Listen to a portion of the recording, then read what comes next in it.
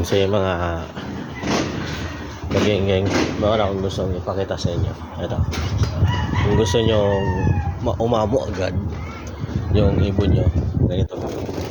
Ay, tinan nyo, nakalagay ko lang kasi hindi pa siya marunong bumalik.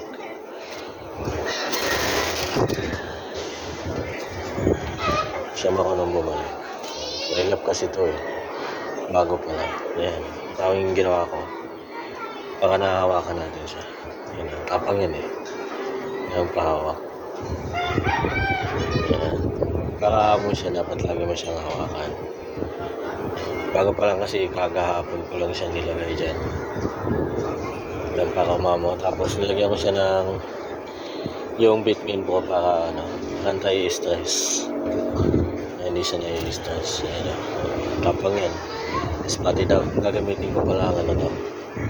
Yung panghuli. Ganyan yung ginawa ko sa kanya. Yan, may sabitan to. Ito. Yan. Matapang kasi siya kaya gusto kong nang gamitan siya ng trap. Nalagyan ko ng trap siya dito. Yan. Yun lang.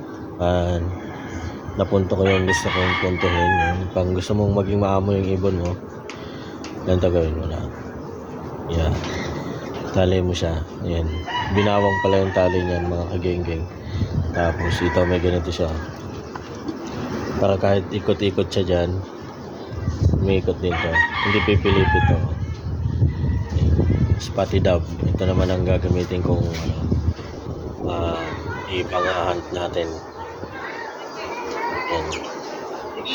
Pero pinapaamo ko pa siya. Tapos siya, no? Tuloy ka dyan. Saka hindi pa siya marunong bumalik. Oops. Yan, hindi pa kasi siya sanay. Nakalagay ko lang yan dyan kagabi. Yan. Ayan, ganyan lang kaging gawin mo kung gusto mong maging maamo siya. Yan. Yan, update ko kayo kapag i-hunt ko na to. No?